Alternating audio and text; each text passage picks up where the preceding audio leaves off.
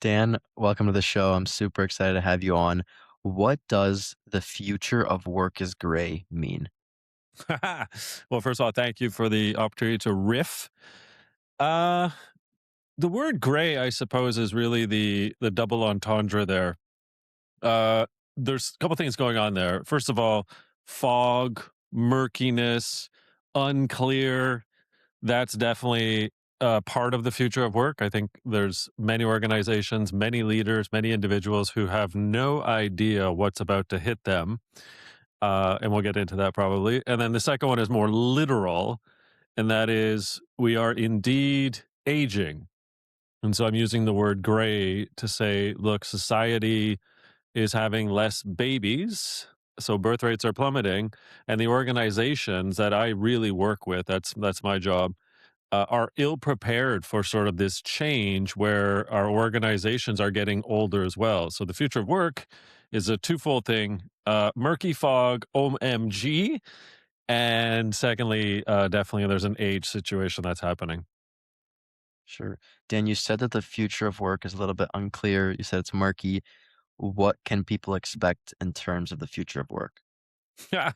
Well, I wish I had that crystal ball. My particular slant is essentially this. Our organizations forever have thought of a talent pipeline, first of all, that is sort of like a normal bell distribution where lots of people have babies, lots of young people then replenish middle-aged people who then replenish older workers, and people die. That's just sort of the normal way of life. But what's been happening since the early 1970s, and no one really has glommed onto this yet, is that we've been having less babies, and so that normal talent distribution is changing.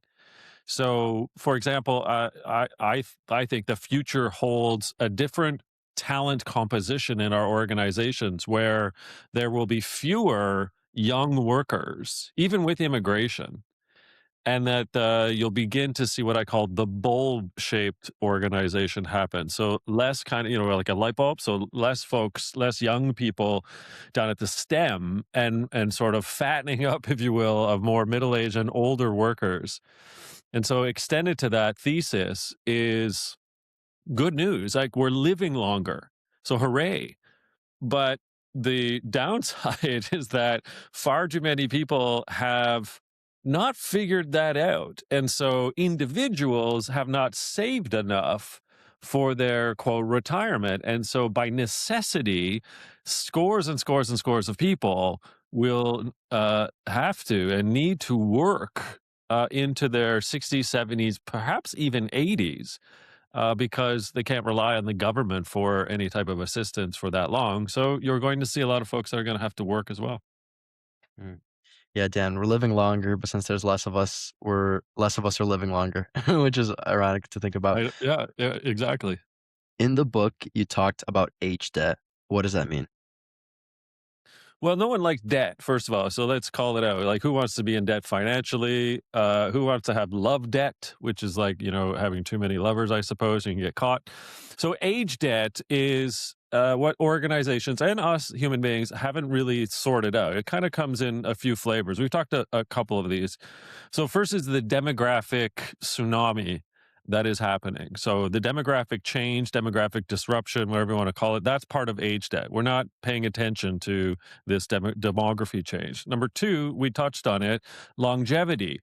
So, whether you're a tech bro trying to invent a pill to live longer for your dates of being 120 or reverse aging, regardless, we're because of healthcare improvements, because of medication improvements, because we are healthier, we're eating better, we work out and so forth, we're living longer. But again, we're not prepared. So that's part two. Number three is ageism.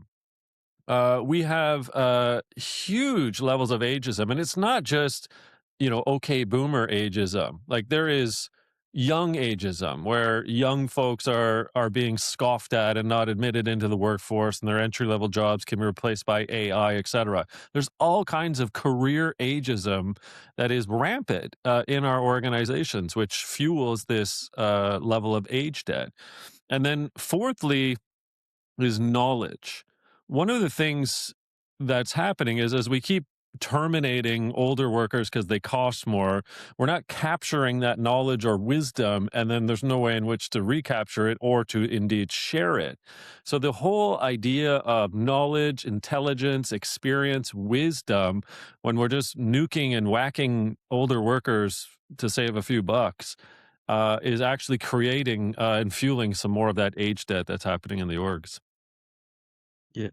How much of a long-term cost, I guess it's hard to put in a monetary value, but how much of a long-term cost do you think that organizations are losing when they're getting rid of their older people who have all that wisdom and knowledge? Well, it comes in a few ways, right? So, first of all, when you like, there's studies being done where by 2036, the OECD forecasts about a $6 trillion productivity loss due to the simple fact that we are not capturing or sharing our intelligence, our wisdom. And like that's humongous. Like we're talking about negative GDP territory just by virtue of the fact that we are not capturing and sharing any of that wisdom. So we're talking about big dollars here. When you look at it practically, though, not on a global level, but just from an organization, you can see it. You see it now. So when we get rid of a middle-aged worker or an older worker who has client relationships, and those relationships are things like you should capture in a CRM, but we don't. Like, what's your client's favorite wine? Is it Shiraz or is it Pinot? And do they get that holiday gift? And do we screw that up because we never captured it and shared the wisdom of just like what type of bottle of wine someone likes?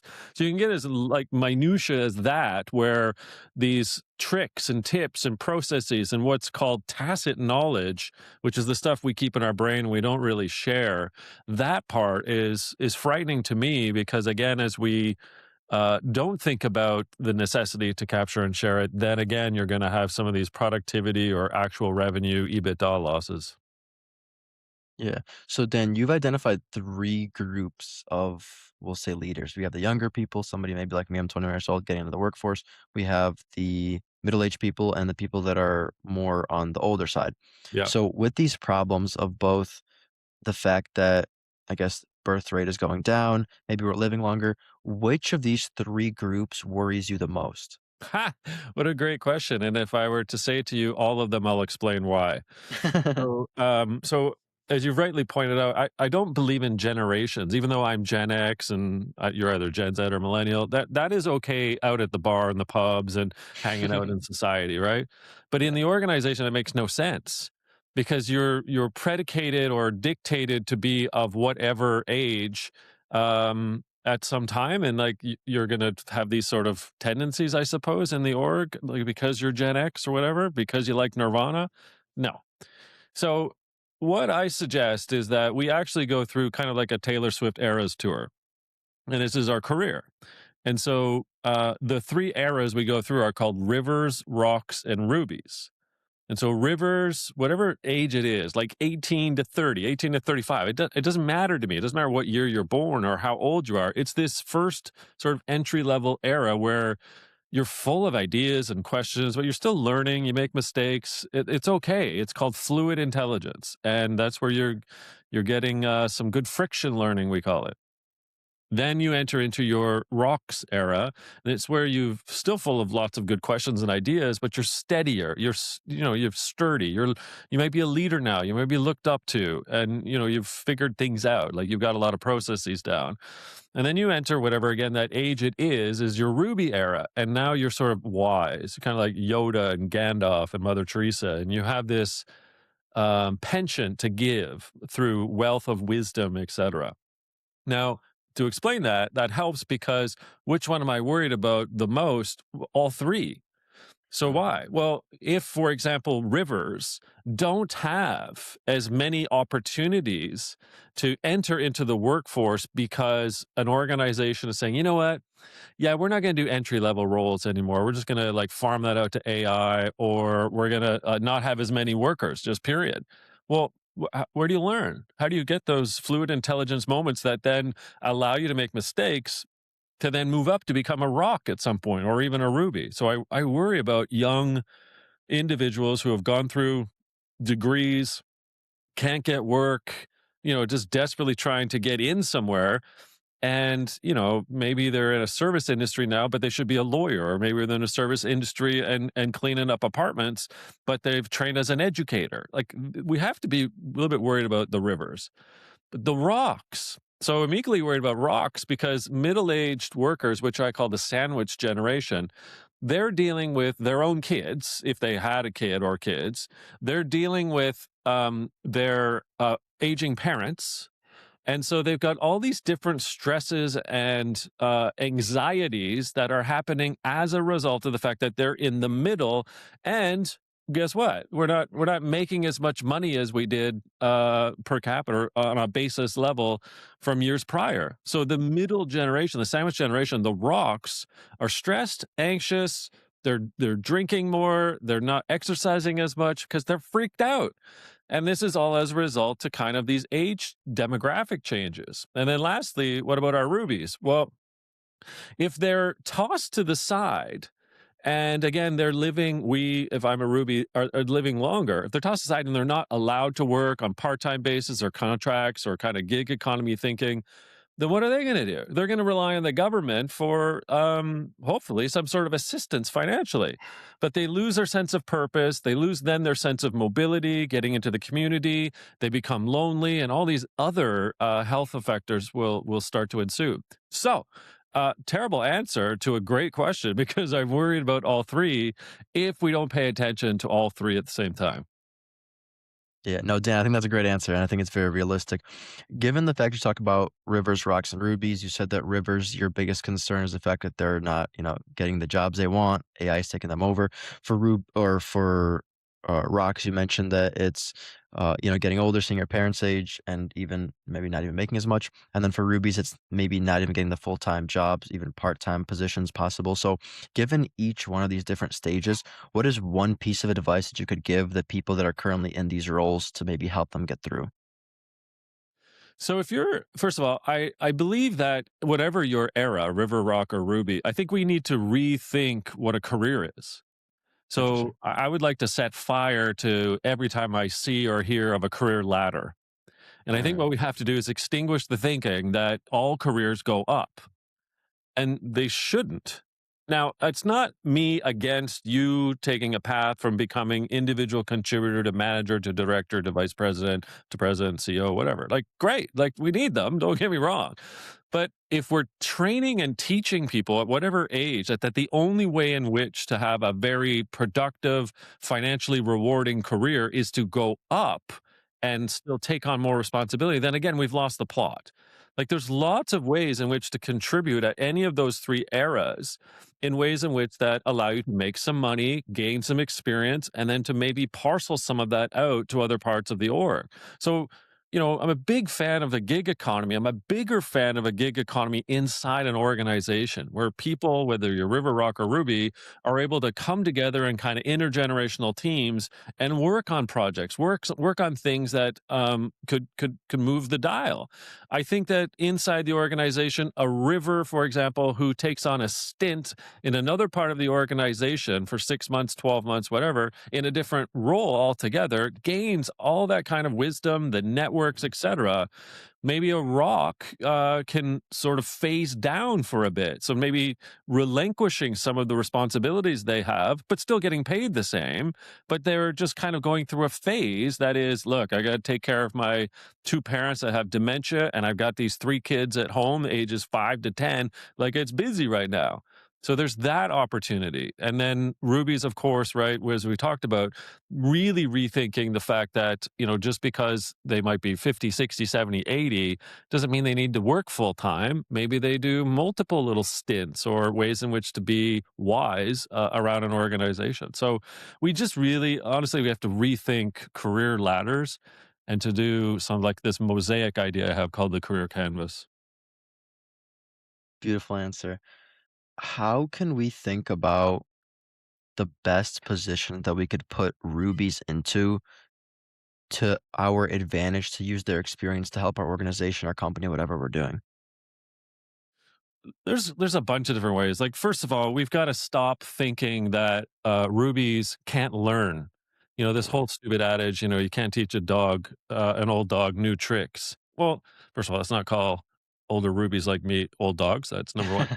But we can like older. It's been proven that through research recently released by Yale that individuals aged between 65 and 75 actually can learn more cognitively and emotionally than they do in their 40s. So when we give rubies a chance to shine because of all that built up fluid and now crystallized intelligence, they can find like circuitry shortcuts with their brain, with their knowledge to then do things in more expedited ways. And that's again what we lose sight of. We think, oh, they're wrinkly and they walk a little slower. But I assure you that they can actually, from a brainiac perspective, outthink people because, again, they've built these great processes and shortcuts in using that experience that they've gained.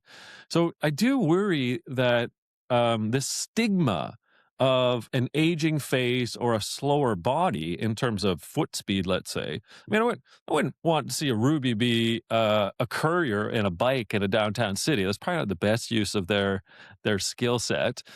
And again, there's other ways in which to rethink. So in Japan, just for example, a lot of the car manufacturers, the Hondas and the Toyotas, have been thinking about this for a long time because Japan, like South Korea, are the most aging societies on the planet at a clip that's just astronomical. But they realize that they need to be rethinking the production line, the manufacturing line, and so they make accommodations for older workers to be on lines by using things like VR headsets and cushioning boards and ways in which that they can contribute potentially at a slower rate, but using technology still to be a contributing member. So there's again tons of ways, man, that you can really rethink how your organization looks at older rubies and how they can contribute. Yeah. You talking about all of this, Dan, makes me have so much respect for you because of how hard I can imagine it is to change an organization's way of thinking, especially when they've been doing it for so long. So you kind of mentioned like the org chart or having to work up the ladder, all these things. When it comes to changing the practices and how a company and organization thinks about all of these things, how do you pitch it? How do you make them say, "Oh my God, we've been doing it wrong this whole time. Dan is right." Dan is right. If only my wife could hear that. We'll copy this and make sure she's on it for Yes, we will. Yes, we will. future listening to Denise. So there's a couple of things at play here, right? And so you have the antiquated thinking of how organizations and their culture operate. So the talent models from like 1980, they're called the nine boxes. There's other things we can get into. It's a little more technical, and I don't really want to get there. But HR, human resources, people and culture, that is one of the bastions that need to be politely punched in the face about how the organization needs to wake up to this demographic challenge and do something about it. So if HR isn't helping to lead, if not leading the charge, then we're going to have some issues downstream. I think, secondly, a board, if there is a board, you got to add this to the file of things to pay attention to. So any board that is really worth their salt and their savviness is thinking about the demographic disruption that's about to happen and it's happening in other parts of the world. It's not quite at the same level here in North America, but it's coming. So I think a board really has a fiduciary responsibility, not just for CEO succession and organizational long-term health, but actually demography and talent wars that will ensue as a result. And then number three, I think line leaders everywhere need to be rethinking again the way in which that they lead.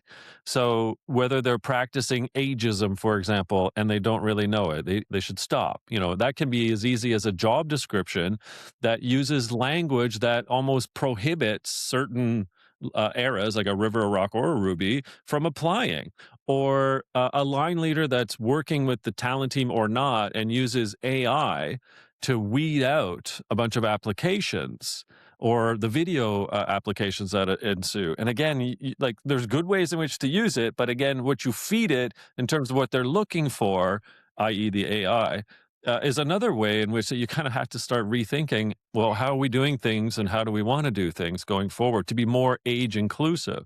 So whether you're at the HR level, the C-suite level, the board level, or you're a line leader, I think you do have some responsibilities to rethink your own leadership.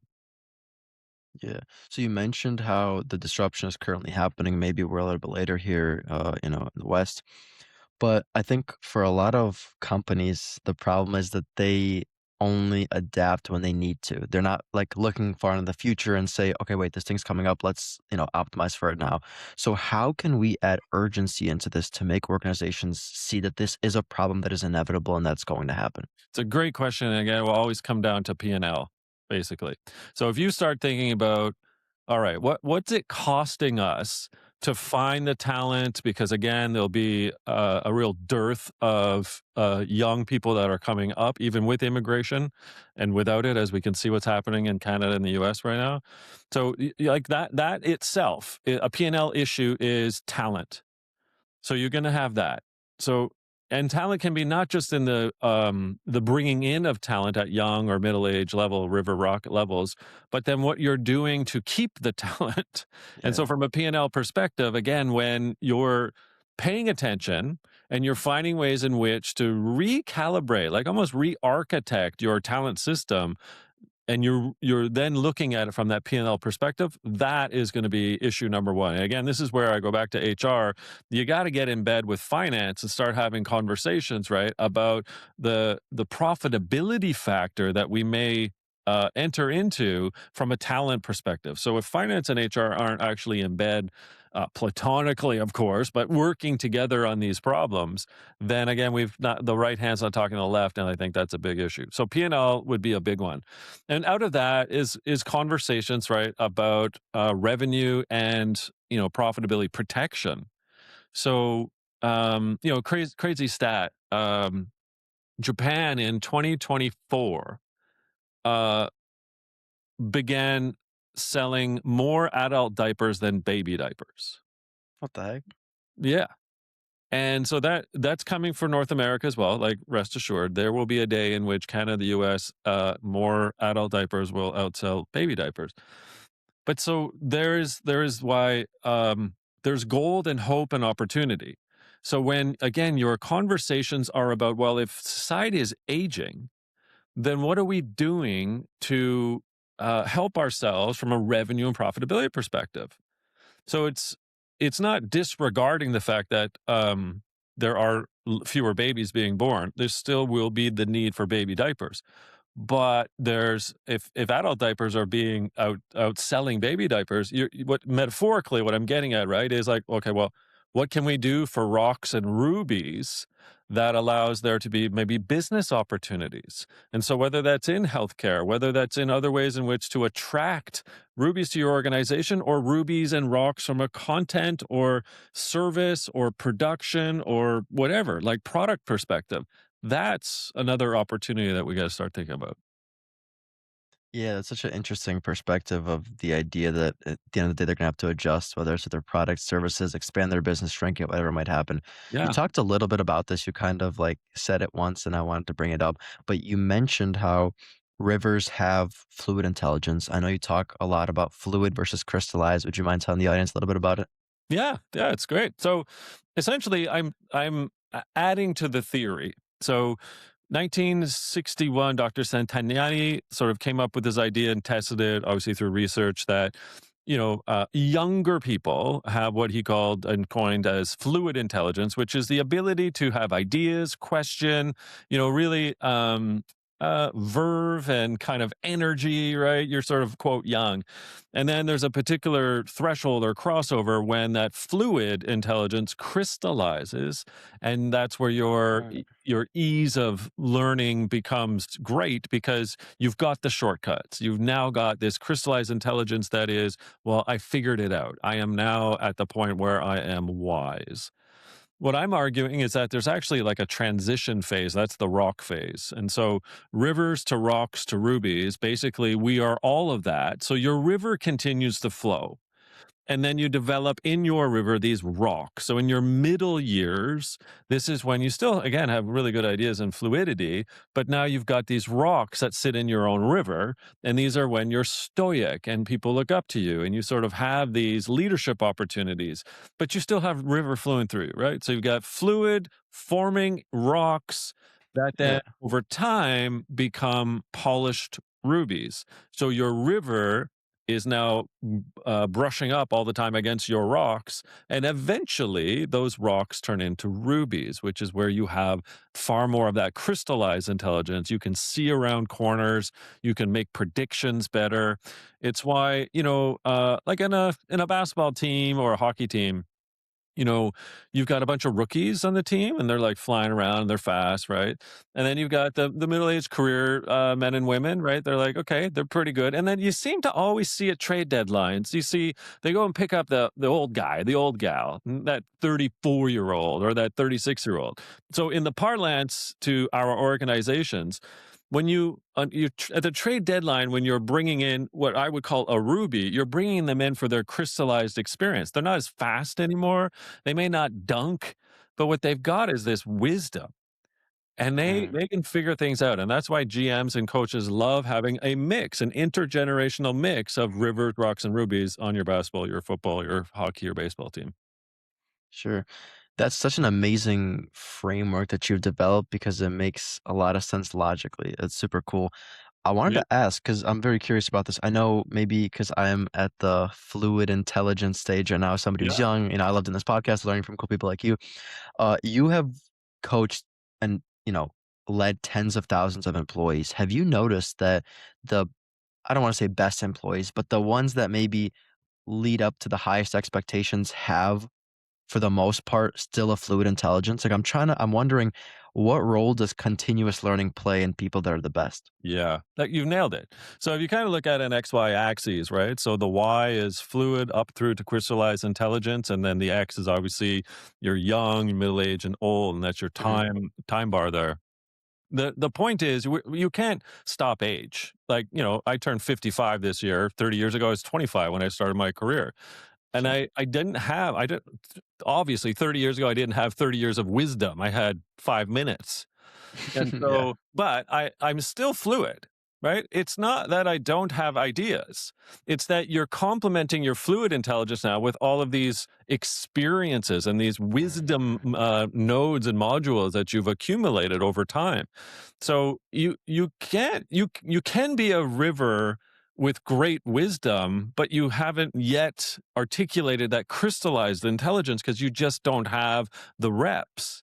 And so the reps come, and I didn't know this when I was 25 because I was like, I know it all. I knew it all. I was smart, couple degrees.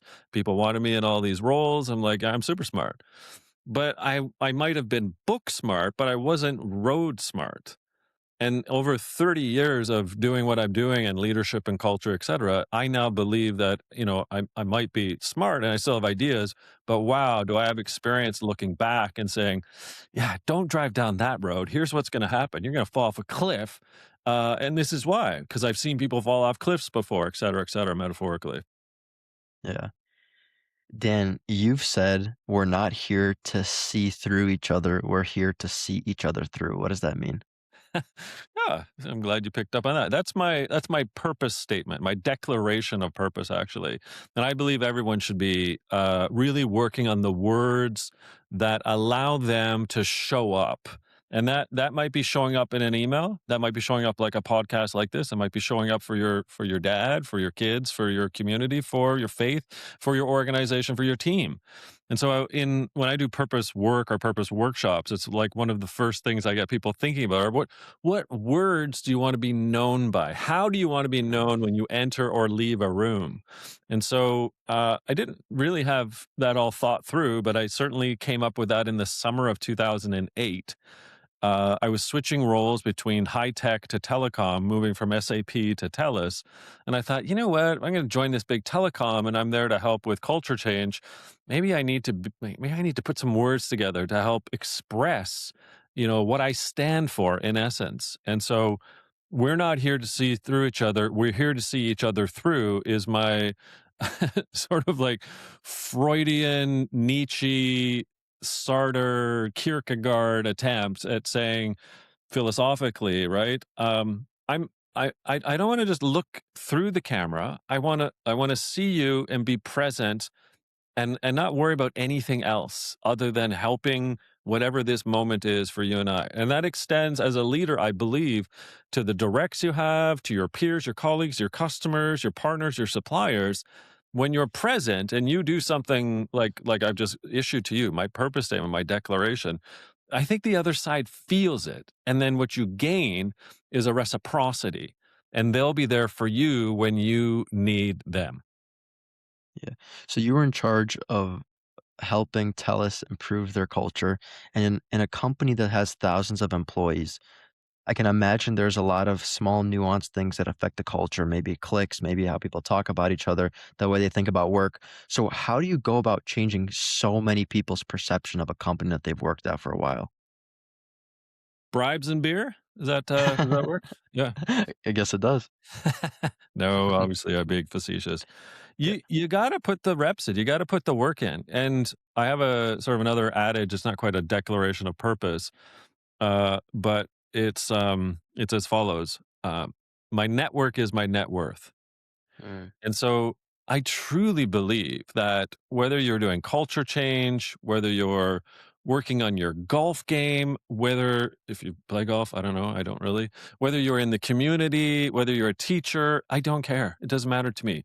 My network is my net worth is an adage and pays homage to the fact that you've got to treat people well and you have to constantly tend to the garden of your network. So if you're doing culture change at TELUS, you better be out there pressing hands, making friends, doing presentations, having coffee chats, doing walkabouts, and just sort of getting to know people and sort of figuring out what's working, what's not. But again, the same thing can be you working on a production line in a Japanese manufacturer or automobile agency, whether you're in a hospital and you're a doctor or a nurse practitioner, and this like thinking about the pathologists and the radiologists and just how do you build up rapport from the different units inside your hospital so that the work becomes less friction fueled. That's part of the adage in essence. yeah, so you talked about treating them well, you talked about tending to culture, which are all really good aspects of building a good culture. Indeed. In your book, Lead Care Win, you talked about a guy named Robert, and you said that he personally delivered home office equipment to your team when they were too scared to go out during COVID. When you talk about that story, what does Robert represent when it comes to a good culture? Like making you feel like this is a good person to be with? Empathy. So when you're a leader, I think your number one responsibility is to care. Now, Mm, not to the point where you don't get the job done, like, and you can't, don't, I'm not suggesting, but by the way, that you can't be directive, but you also can't be, I don't know if this is family friendly, but you can't be a dick. Like, you can't be a jerk. And so care, whether it's Robert or otherwise, that is a euphemism for empathy. And empathy mm, comes in three types. So the sociologists basically tell us that what's called there's cognitive, emotional, and sympathetic empathy. Cognitive is essentially you getting inside your peer or colleague's head and trying to understand what they're thinking. So where are they coming at things intellectually? Where are they coming at things from an intellectual perspective? The second is emotional, and so that's the one we're used to, which is the feelings one. That's kind of using your heart to get inside their heart. What are they feeling? Like, is this a crappy day for them because it's the anniversary of their mom passing, or they just had a lousy haircut, and it's like they're frowning. You're like, okay, hair grows back, I guess, unless you're me. And then sympathetic empathy is now you've got the ability to do something about it. So your compassion then turns into action. And so I call it head plus heart equals hands. So head, heart, hands, and that empathy, whether you're Robert or otherwise, is just like it's a way in which for you to jack up the morale, the engagement, the support, the trust, the psychological safety for your team members. And then what do? They end up working like more productively. And that's name of the game for leadership is like getting stuff done and executing. So why not care? Dan, my last question to you, this has become one of my personal favorites, and knowing the amazing conversation we've had, I'm super interested to hear your answer. So, you've delivered over 1,000 keynotes, you've written over 6 books. If all of the material that you have ever presented on, that you ever put out on the internet was all gone today, but you can only leave the world with one message, what would that thing be? It's easy. Love. I mean, we think that we can't love at work or that we can't bring the word love into work. That's just it's nuts. I mean, we can love, and you can love platonically, of course, not like your wife or your kids or your husband or your mom or whatever, right? But you can love. You can love the team. You can love the work. You can love a colleague. You can love a customer. You can just love. And if we just open up our hearts in the workplace, particularly to the concept of love in a platonic way, then I think we'd just be so much better off and like stopping with the misogyny or the power or all the surges that many of these leaders think they have to create in order to be pivotal. I think love is the answer. Love is the way. All you need is love, as the Beatles said. Yeah. Dan, where can people find you at? Any links, any shout outs? I guess my name, it goes all the same place, danpontefract.com. And of all the socials, I'm pretty much almost fixated solely and entirely on LinkedIn. I mess around on Instagram. It's a lot of fun, actually. Every now and then TikTok, but mostly LinkedIn and danpontefract.com. Yeah, and for all my listeners, May 5th, big day for Dan. He's gonna release his book, so get your hands on it, and I'm gonna leave links for the description. Everything's gonna be in there, and thank you for listening through. I will see you guys next Tuesday.